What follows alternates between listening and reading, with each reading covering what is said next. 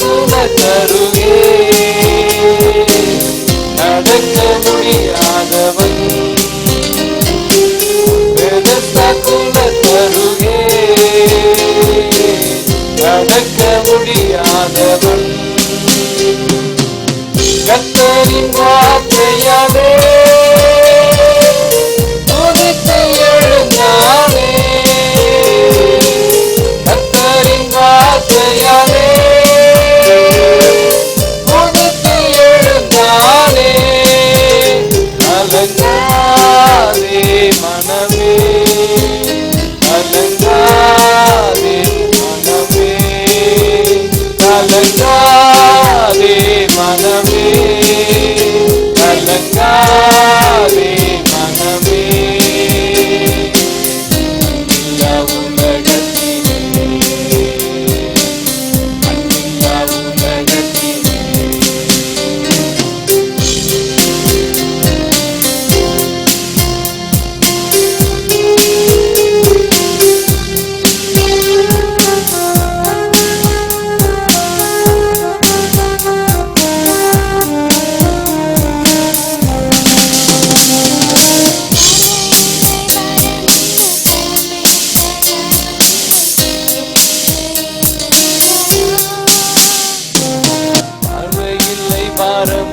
கரம் பிடிக்க யாரும் இல்லை என்று ஏங்குகின்றாயோ,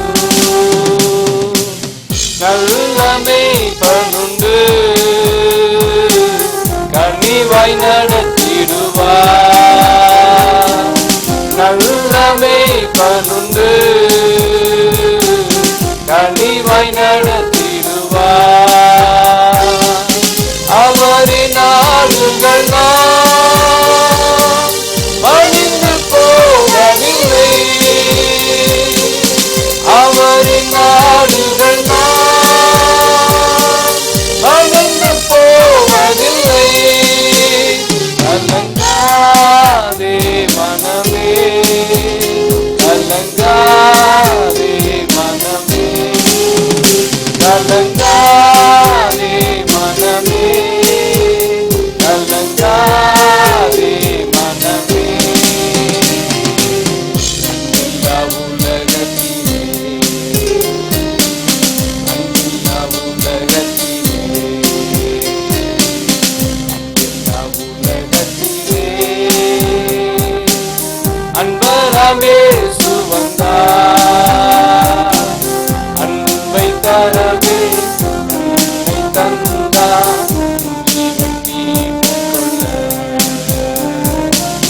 அன்பை தரவே தன்னை தந்தார், ஜீவன் மீட்டுக் கொள்ள, கலங்காதே மனமே, கலங்காதே மனமே, கலங்காதே மனமே, கலங்காதே மனமே, அன்பில்லா உலகத்திலே, அன்பில்லா உலகத்திலே. கிறிஸ்துவுக்குள் மிகவும் பிரியமானவர்களே, நம்முடைய ஆண்டவரும் உலக இரட்சகருமாகிய இயேசு கிறிஸ்துவின் வெளியேற பெற்ற நாமத்திலே உங்கள் அனைவரையும் வாழ்த்துவதிலே நான் மிகுந்த மகிழ்ச்சி அடைகிறேன். மறுபடியுமாய் இந்த நிகழ்ச்சியின் மூலமாக உங்களை சந்திப்பதை குறித்து நான் மகிழ்கிறேன். ஆண்டவர் இப்படிப்பட்ட வாய்ப்புகளை தந்தது எண்ணி அவருக்கு கொடான கொடி ஸ்தோத்திரங்களை ஏறெடுக்கிறேன். தொடர்ந்து ஆதி ஆகமத்தை நாம் தியானித்துக் கொண்டிருக்கிறோம். 3ஆம் அதிகாரத்தை தொடர்ந்து நாம் சிந்திக்க நான் உங்களை அன்போடு அழைக்கிறேன். என்னோடு கூட 3ஆம் அதிகாரத்தை திருப்பி வைத்துக் கொள்ளுங்கள். முதல் 7 வசனங்களை நாம் சிந்தித்துக் கொண்டிருக்கிறோம். முதல் 7 வசனங்களிலே பிசாசானவன் எவ்வாறு மனிதனை வஞ்சித்தான் என்பதை குறித்து நான் உங்களோடு சென்ற நிகழ்ச்சியிலே நான் பகிர்ந்து கொண்டேன். 3 காரியங்கள் சாத்தான் செய்ததை உங்களோடு சுட்டி காட்டினேன். முதலாவதாக அவன் ஆண்டவரை சந்தேகிக்கும்படி செய்கிறான். He questioned God's word. ஆண்டவருடைய வார்த்தையை சந்தேகிக்கும்படியும் அவன் அதை நம்பாமல் அதை அவன் மனிதனிடத்திலிருந்து எடுத்து போடுவதை நாம் பார்க்க முடிகிறது. இரண்டாவதாக பார்த்தோம், he make them to believe the lie. நீங்கள் சாகவே சாவதில்லை என்பதை சொன்னதின் மூலமாக ஆண்டவர் அவர்களுக்கு நியமித்திருந்த நல்ல ஒரு உறவை அவன் கெடுத்து போடுவதை பார்க்க முடிகிறது. அது மட்டுமல்லாமல் he deceives her. அவர்களை வஞ்சிக்கிறான். சந்தேகிக்கிறவன் ஆண்டவருடைய வார்த்தையை கேள்வி கேட்கும்படியாக அதை பொய்யாய் மாற்றி போடுகிறவன் வஞ்சிக்கிறவனாகவும் காணப்படுகிறான். மனிதனை, மனுக்குலத்தை அவன் வஞ்சித்ததை நாம் வாசிக்கிறோம், சிந்திக்கிறோம் இல்லையா? எப்படி சொல்லுகிறான்? ஏதோ ஆண்டவர் அவனிடத்திலிருந்து ஒரு நல்லதை மறைத்து கொண்டதை போல ஒரு காட்சியை, தோற்றத்தை அவன் ஏற்படுத்துகிறான். நன்மை தீமை அறிவதை ஆண்டவர் உங்களை விட்டு மறைத்து விட்டார் என்கிற ஒரு வஞ்சகத்தை அவனுடைய வாழ்க்கையிலே அவன் புகுத்துவதை நாம் பார்க்க முடிகிறது. அதன் மூலமாக அவர்கள் அந்த வஞ்சகத்திற்கு இடமளித்து தாங்கள் வஞ்சிக்கப்பட்டதை அறியாமல் விழுந்து போனதையும் நாம் வாசிக்கிறோம். பிரியமானவர்களே, ஆண்டவர் மனிதனை அவருடைய சாயலாக உருவாக்கி அவனுக்கென்று ஒரு நல்ல ஒரு தோட்டத்தை ஏற்படுத்தி அதிலே அவனை கொண்டு வந்து வைத்து அதை பண்படுத்தவும் அதை பராமரிக்கவும் பொறுப்புகளை அவருடைய கரத்திலே கொடுத்து படைத்த அனைத்திற்கும் அவனே பேரிடும்படியாக செய்து உடன்படிக்கை நியமத்தை ஏற்படுத்தி அவருக்கும் அவனுக்கும் உள்ள உறவிலே ஒரு நியமமாக நன்மை தீமை அறியத்தக்க கனியை புசிக்க கூடாது என்கிறதை அவனோடு உடன்படிக்கையாக அதை வைத்து அவனுக்கு ஏற்ற உதவியாளராக, ஏற்ற துணையாக அவர் ஒரு மனுஷியை உருவாக்கி கொடுத்தார். ஆனால் மனிதன் சாத்தானுடைய குரலுக்கு செவி கொடுத்து அவனுடைய வஞ்சகத்திற்கு இடம் அளித்து அவன் வீழ்ச்சி அடைந்தான் என்பதை சொல்லி பார்க்கிறோம். தொடர்ந்து வாசிக்கலாம். முதல் இந்த 7 வசனங்கள் நமக்கு சொல்லுகிற காரியங்கள் என்ன? பிசாசானவன் சத்துருவானவன். ஒருவேளை நான் சத்துரு, அது பிசாசு என்பதற்கு நிறைய வேத ஆதாரங்களை உங்களோடு சுட்டி காட்டினேன். ஆகவே நாம் தொடர்ந்து அடுத்த நிலைக்கு நாம் சொல்லுவோம். இப்பொழுது ஸ்திரீயினுடைய அவளுடைய எண்ணங்கள் எப்படி இருந்தது, பெண்ணானவள் மனுஷ் எப்படி வஞ்சிக்கப்பட்டாள் என்பதை நாம் பார்க்கிறோம்.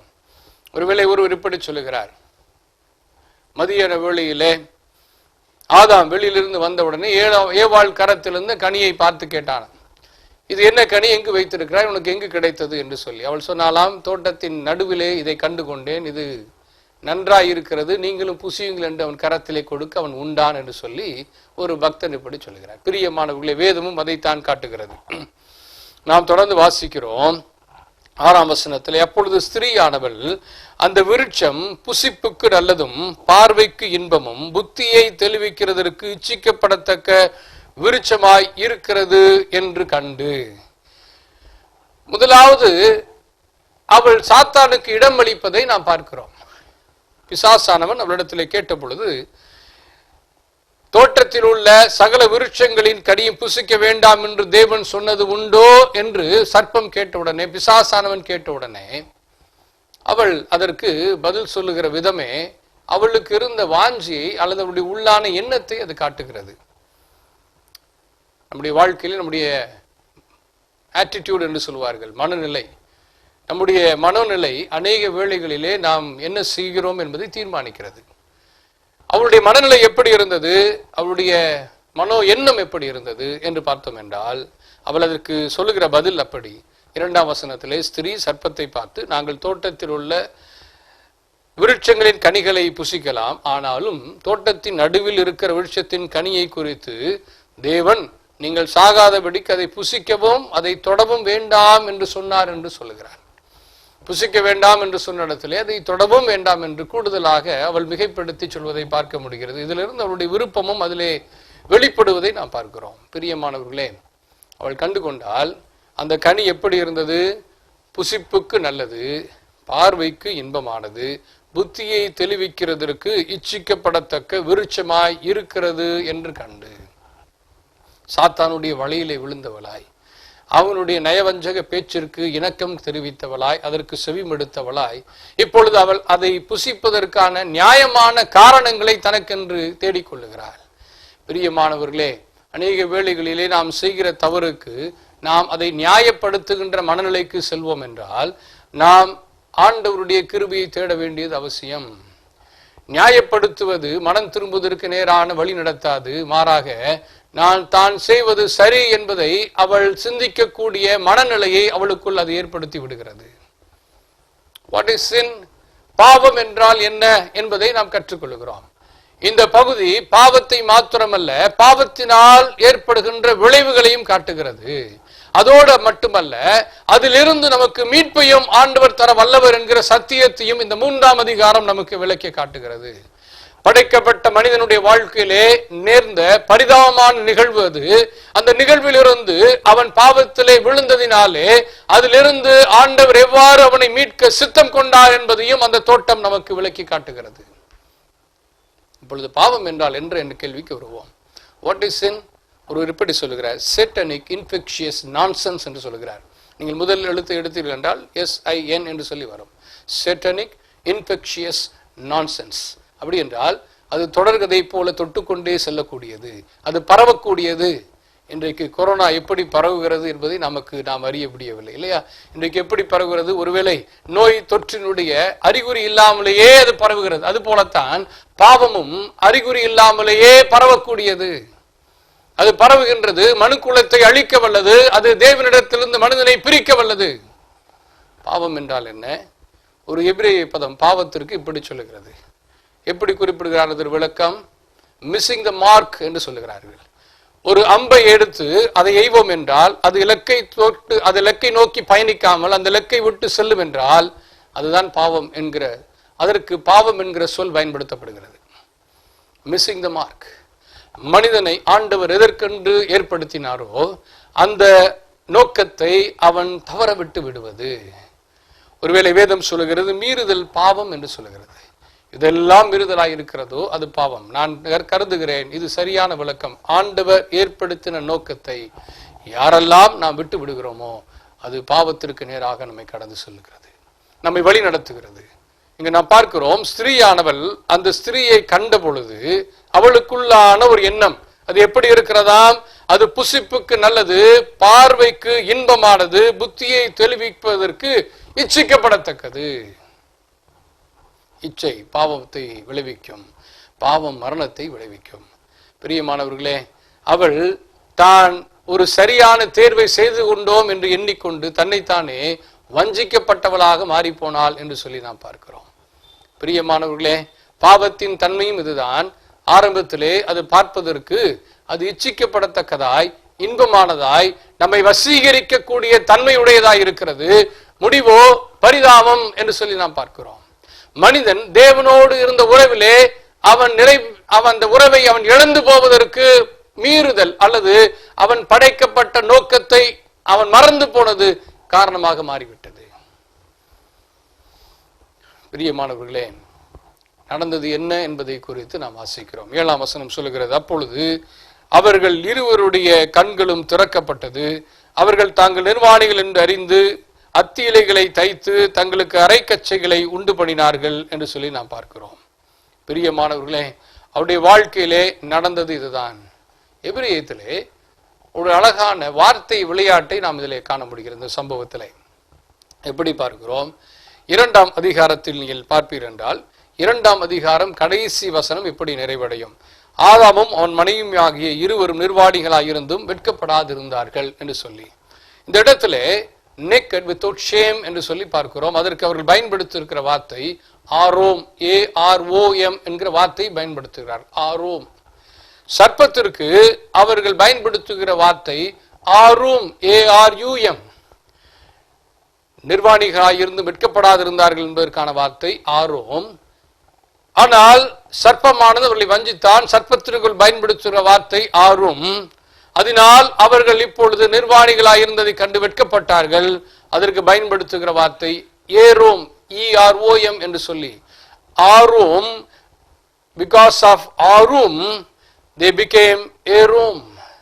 தங்களுடைய வாழ்க்கையிலே அவர்கள் ஆண்டவரோடு உள்ள ஐக்கியத்திலே வெட்கப்படாதவர்களாய் நிலைத்திருந்தவர்கள்.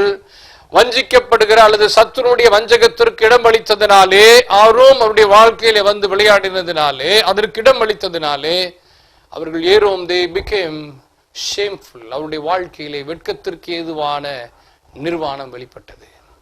பிரியமானவர்களே, நிலை அதுதான். அவள் வாழ்க்கையில் அவள் கொண்டிருந்த எண்ணம் அது பார்வைக்கு புசிப்புக்கு நல்லது, பார்வைக்கு இன்பமானது, புத்தியை தெளிவிப்பதற்கு இச்சிக்கப்படத்தக்கது என்று எண்ணிக்கொண்டாள். வழிகளில் நம்முடைய வாழ்க்கையிலே பாவம் இப்படிப்பட்டதாகத்தான் இருக்கிறது. கவர்ச்சியான போலியான தோற்றத்தை உடையது, போலியான வாக்குறுதிகளை உடையது, போலியான நம்பிக்கைகளை உடையது. அநேக வேளைகளிலே நாம் போலிக்கு முக்கியத்துவம் கொடுக்கிறோம், உண்மையை நாம் புறந்தள்ளி விடுகிறோம், உண்மையை மறந்து போகிறோம், அல்லது உண்மையை மறுதளிக்கிறவர்களாக மாறிவிடுகிறோம். இங்கு நாம் பார்க்கிறோம் அவருடைய வாழ்க்கையிலே எப்படிப்பட்ட நிலைக்கு அவள் தள்ளப்பட்டாள் என்று சொல்லி பார்க்கிறோம். அவருடைய வாழ்க்கையிலே நடந்த காரியம் என்ன? பாவம் மனிதனை மூழ்கடித்தது. பாவத்தின் விளைவினால் அவர்கள் தேவ மகிமையை இழந்து போகின்ற நிலைக்கு அவர்கள் தள்ளி போனார்கள். அவருடைய வாழ்க்கையிலே அவர்கள் எடுத்த அந்த ஒரு தீர்மானம், ஆண்டவருடைய வார்த்தைக்கு அவர்கள் செவி கொடுக்காமல் தங்களை அந்நியப்படுத்தி கொண்டதினால் அவருடைய வாழ்க்கையிலே அவர்கள் செய்துவிட்ட பெரும் துரோகமாய் இது மாறி போனது. ஆண்டவர் படைத்த நோக்கத்தை அவர்கள் மறந்து போனார்கள். ஆண்டவர் படைத்த நோக்கத்தை தங்களுடைய வாழ்க்கையிலே அவர்கள் இழந்து போனார்கள். ஆண்டவர் தங்களை எதற்காக படைத்தாரோ அந்த இலக்கை அவர்கள், அந்த உடன்படிக்கையை அவர்கள் உதாசீனப்படுத்தி விட்டார்கள். விளைவதுதான். பிரியமானவர்களே, நம்முடைய வாழ்க்கையிலே நாம் இந்த சத்தியத்தை நாம் கற்றுக்கொண்டிருக்கிறோமா? இதை உணர்ந்திருக்கிறோமா? அன்று ஆதாம் செய்த பாவத்தினால் இன்றளவும் மனுக்குலம் படுகின்ற வேதனைகள், துன்பங்கள், ஆண்டவரோடு உள்ள ஐக்கியத்திலிருந்து அவன் தன்னை அந்நியப்படுத்தினதினால் இன்றளவும் நம்முடைய வாழ்க்கையிலே நாம் ஆண்டவரை அறியாமல் அலைகின்ற அநேக மனிதர்கள், பாவத்தின் கோரத்தினால் தங்களை மாய்த்துக் கொள்ளுகிற பிள்ளைகள், இந்த உலகத்திலே பாவம் எவ்வளவு வீரியமாய் செயல்படுகிறது என்பதை நாம் பார்த்து கொண்டிருக்கிறோம் இல்லையா? மனிதன் விழுந்து போனான். மனிதனுடைய வீழ்ச்சிக்கு கீழ்ப்படியாமை காரணமாயிற்று. மனிதனுடைய வீழ்ச்சிக்கு நான் என்கிற சிந்தை அவனை ஆட்கொண்டது. இனி நன்மை தீமை அறிவதற்கு தேவனுடைய உதவி எனக்கு தேவையில்லை, நானே நன்மை தீமை அறிந்து கொள்வேன், அதை நான் தீர்மானிப்பேன் என்று எண்ணினதினால் அவனுடைய வாழ்க்கையிலே அவன் இழந்து போனான். தோட்டத்தின் நடுவில் இருக்கிற விருட்சம், தோட்டத்தின் நடுவில் இருக்கிற மரத்தினால் அவனுடைய வாழ்க்கை சீரழிந்து போனது. அந்த வாழ்க்கை மறுபடியும் துளிர்ப்பதற்கு கல்வாரி மலையிலே இருந்த அந்த மரம் அவனுக்கு மீட்பை உண்டு பண்ணக்கூடியது.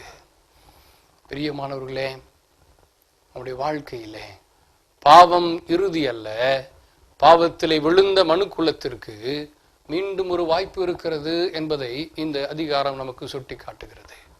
அநேக வேளைகளிலே நாம் எண்ணுகிறோம் அதோடு முடிந்தது, அதோடு எல்லாம் நிறைவடைந்தது, மனிதன் தோற்று போனான், விழுந்து போனான், அதோடு அவன் தோட்டத்திலிருந்து துரத்தப்பட்டான், இந்த நிலையிலேயே நாம் நின்று விடுகிறோம். இல்லை பிரியமானவர்களே, ஆண்டவருடைய கரம் இறங்கி வருவதை அடுத்த பகுதியிலே நாம் பார்க்க போகிறோம். எவ்வாறு இறங்கி வருகிறது, எவ்வாறு அது மனிதனோடு இடைப்படுகிறது, எவ்வாறு மனிதன் மேல் ஆண்டவர் கரிசனை கொள்ளுகிறார், எவ்வாறு ஆண்டவர் தன்னுடைய இரக்கத்தை அவன் மேல் ஊற்றுகிறார். தன்னுடைய சாயலாக படைக்கப்பட்ட மனிதன் வீழ்ச்சி அடைந்ததை கண்டு ஆண்டவர் சந்தோஷப்படவில்லை. அது அவருக்கு மகிழ்ச்சியாக காணப்படவில்லை. பிரியமானவர்களே, நம்முடைய வாழ்க்கையிலே ஆண்டவர் நம்ம மேல் கொண்டிருக்கிற நேசம் எவ்வளவு தெரியுமா? ஆண்டவர் கொண்டிருக்கிற அன்பு எவ்வளவு தெரியுமா? அவருடைய நீளம், ஆழம், அகலம், உயரம் என்னதென்று அறிய முடியாது என்று வேதம் சொல்வது எத்தனை உண்மை தெரியுமா? ஏன் இப்படி சொல்லுகிறது என்றால், ஆண்டவர் அங்கு வாக்கு கொடுக்க முன் வருகிறார். பிரியமானவர்களே, விழுந்து போன மனிதனுடைய பரிதாபமான நிலைமை, எல்லாவற்றையும் அவன் உடையவனாய் இருந்தும் இன்றைக்கு ஏதும் மற்றவனாய் அவன் மாறிப்போனான். சாத்தானுடைய நய வஞ்சகத்தினாலே அவன் எல்லாவற்றையும் இழந்து நிற்கிறான். தேவ உறவை இழந்தான், தேவ சாயலை இழந்தான், தேவனோடு உள்ள ஐக்கியத்தை இழந்தான். எல்லாம் இழந்து போய் நின்று கொண்டிருக்கிறான். நித்தியத்தையும் இழந்தவனாக நின்று கொண்டிருந்த மனிதன். பிரியமானவர்களே, பாவம் அத்தனை வலியது, பாவம் அத்தனை கொடுமையானது. பாவம் அப்படி மனுக்குலத்தை வீழ்ச்சியடைய செய்தது. ஏவாள் செய்த பாவம் என்று சொல்வதற்கு அல்ல, ஆதாம் செய்யவில்லையே ஏவாள் செய்வே, அது நோக்கம் அல்ல. மனுக்குலம் பாவத்தினால் விழுந்தது. ஆதாமும் அந்த பழத்தை, கனியை வாங்கி புசித்தான். அவனும் அதற்கு உட்பட்டான், அவனும் அதற்கு சம்மதித்தான். ஏவாள் காரணம் என்று சொல்வதற்கு இல்லை. இருவரும் சேர்ந்து அந்த பாவத்திற்குள்ளாக தங்களை ஒப்பு கொடுத்ததினால், அந்த பாவத்திற்கு தங்களை அவர்கள் இடமளித்ததினால் அவருடைய வாழ்க்கையிலே தேவ மகிமையை இழந்து போனார்கள், தேவ உறவை இழந்து போனார்கள், தேவனோடு உள்ள சாயலை, தேவ சாயலை அவர்கள் இழந்து போனார்கள். பிரியமானவர்களே, வேதம் அப்படித்தான் சொல்லுகிறது. இருவருடைய கண்களும் திறக்கப்பட்டது. பாவத்திற்கு நேராய் தங்கள் வாழ்க்கையை திறந்ததினால், பாவத்திற்கு தங்கள் இருதயத்தை திறந்து கொடுத்ததினால், பாவத்திற்கு தங்களை அடிமையாக்கினதினால், பாவத்திற்கு தங்களை விற்று போட்டதினால், பாவத்திற்கு தங்களை உட்படுத்தினதினால் எல்லாவற்றையும் இழந்து போனார்கள். பிரியமானவர்களே, நம்முடைய வாழ்க்கையிலே ஆண்டவர் நம்மை உண்டாக்கினதின் நோக்கத்தை நாம் அறிந்திருக்கிறோமா? ஆண்டவரே, இந்த உலகத்திலே நீர் ஏன் என்னை வைத்திருக்கிறேன்? இந்த உலகத்திலே நான் இப்பொழுது இந்த இடத்திலே செய்து கொண்டிருப்பது என்ன? உம்முடைய சித்தத்தை, உம்முடைய திட்டத்தை நிறைவேற்றுகிறவனாய் வாழ்ந்து கொண்டிருக்கிறேனா, அல்லது என்னுடைய இஷ்டப்படி என்னுடைய வாழ்க்கையை நான் அமைத்துக் கொள்கிறேனா? அநேக தேவனுடைய தாசர்கள், வேதத்திலே சொல்லப்பட்டிருக்கிற பரிசுத்தவான்கள் எல்லாம் ஆண்டவருக்காக தங்கள் வாழ்க்கை முழுவதுமாக அர்ப்பணித்தார்கள், ஆண்டவருக்காகவே வாழ்ந்தார்கள், ஆண்டவர் சொன்னதையே தங்கள் வாழ்வின் சித்தமாக மாற்றினார்கள், வெற்றியுள்ள வாழ்வு வாழ்ந்து நிறைவு செய்தார்கள். பிரியமானவர்களே, உங்களையும் என்னையும் ஆண்டவர் ஒரு நோக்கத்தோடு சித்தத்தோடு இந்த உலகத்திலே கொண்டு வந்து வைத்திருக்கிறார். நாம் எதற்கு செவி கொடுத்து கொண்டிருக்கிறோம்? ஆண்டவருக்கு செவி கொடுக்கிறோமா, அல்லது என்னை மையப்படுத்தி வாழுகிற வாழ்க்கை, அல்லது சுயத்தை சார்ந்து கொள்ளுகிற வாழ்க்கை, அல்லது என்னுடைய இச்சையின்படி அப்படி ஸ்திரீயானவள் சொன்னாலோ அது புசிப்புக்கு நல்லது, பார்வைக்கு இன்பமானது, புத்தியை தெளிவிக்கிறதற்கு இச்சிக்கப்படத்தக்க போன்ற ஒரு வாழ்வு நான் வாழ்ந்து கொண்டிருக்கிறேன்னா, என் நோக்கம், என் இஷ்டம், நான் எல்லாம் என்னால் தீர்மானிக்கப்பட்டவைகள். அநேக வழியில் நாம் எண்ணிக்கொள்கிற காரியம் தான். நான் இல்லாட்டி இது நடக்கவே நடக்காது, நான் இல்லாட்டி நான் என்பதற்கு முற்றுப்புள்ளி வையுங்கள். கிறிஸ்துவே என்று பவுல் சொல்வதை போல, நான் அல்ல ஆண்டவரே, பாவியாகிய மனுஷன் நான், ஆண்டவரே எனக்கு உதவி செய்யும். எப்படி ஒரு ஆயக்காரன் ஆண்டவருடைய சன்னிதானத்திலே போய் அவன் கெஞ்சினானோ, ஆண்டவரே நான் பாவியான மனுஷன், ஆண்டவரே எனக்கு இறங்கும் என்று சொல்லி கெஞ்சினானோ, ஆண்டவருடைய சமூகத்திலே ஒவ்வொரு நாளும் நாம் நம்முடைய பாவத்தை அறிக்கை செய்து வாழ வேண்டியவர்கள். நாம் முற்றிலும் தேறினவர்களாக மாறுவதற்கு அது ஒன்றே வழி. ஆண்டவரே, இந்த சாத்தானின் பிடிகளிலிருந்து, சாத்தானின் வஞ்சகத்திலிருந்து, உம்முடைய வேதத்தை புறந்தள்ளுகிற மனநிலையிலிருந்து என்னை காப்பாற்றும் என்று சொல்லி ஆண்டவரிடத்திலே நம்மை அர்ப்பணிப்போமா? கண்களை மூடி ஜெபம் செய்வோம். அன்பு நிறைந்த நல்ல ஆண்டவரே, ஆசீர்வாதமான இந்த நல்ல நாளுக்காக, இந்த வேளைக்காக நன்றி செலுத்துகிறோம். ஆண்டவரே, அன்றைக்கு ஆதாமும் ஏவாளும் ஏதேன் தோட்டத்திலே மகிழ்ச்சியாய் வாழ வேண்டிய அந்த இடத்திலே, மகிழ்ச்சி என்று அர்த்தம் கொள்ளுகிற அந்த தோட்டத்திலே அவர்களை நீர் கொண்டு வந்து வைத்தீர். ஆனால் அவருடைய வாழ்க்கையில மகிழ்ச்சி நிரந்தரமாய் நிற்கவில்லை. சுயத்தை நாடின பொழுது, சாத்தானுடைய வார்த்தைக்கு செவி கொடுத்ததினாலே அவர்கள் பெற்ற மகிழ்ச்சியை இழந்து போனதை பார்க்கிறோம். தெய்வ மகிமையை இழந்தார்கள், தெய்வ சாயலை இழந்தார்கள், தெய்வ ஐக்கியத்தை இழந்து போனார்களே. ஆண்டவரே, நாங்களும் அப்படி பொய்க்கு இடம் கொடுத்து விடாமல், வஞ்சகத்திற்கு இடம் கொடுக்காமல், பிசாசுக்கு இடம் கொடுக்காமல் உமக்கு செவி கொடுக்க பலன் தாரும். ஆண்டவரே, எங்களை நீர் படைத்ததின் நோக்கத்தை உணர்ந்து இந்த உலகத்திலே வாழ்ந்து உம்முடைய சித்தத்தை நிறைவேற்றுவதையே எங்கள் வாழ்வின் நோக்கமாக கொண்டு ஜீவிக்க எங்களுக்கு பலன் தாரும். நீரே மகிமைப்படும். இயேசு இரட்சகரின் வல்லமையுள்ள நாமத்தில் ஜெபிக்கிறோம். நீரே எங்களை ஆசீர்வதிக்க வேண்டுகிறோம். அன்பின் பரலோக பிதாவே, ஆமேன். நம்முடைய கர்த்தராகிய இயேசு கிறிஸ்துவின் கிருபையும், பிதாவாகிய தேவனுடைய அன்பும், பரிசுத்த ஆவியினுடைய அந்யோன்ய ஐக்கியமும், சமாதானமும், நிறைவான ஆசீர்வாதம், விலகாத பிரசன்னமும் உங்கள் அனைவரோடும் இன்றும் என்றும் சதா காலமும் தங்கி இருப்பதாக. ஆமேன். கர்த்தர் உங்கள் ஒவ்வொருவரையும் ஆசீர்வதிப்பாராக. ஆமேன்.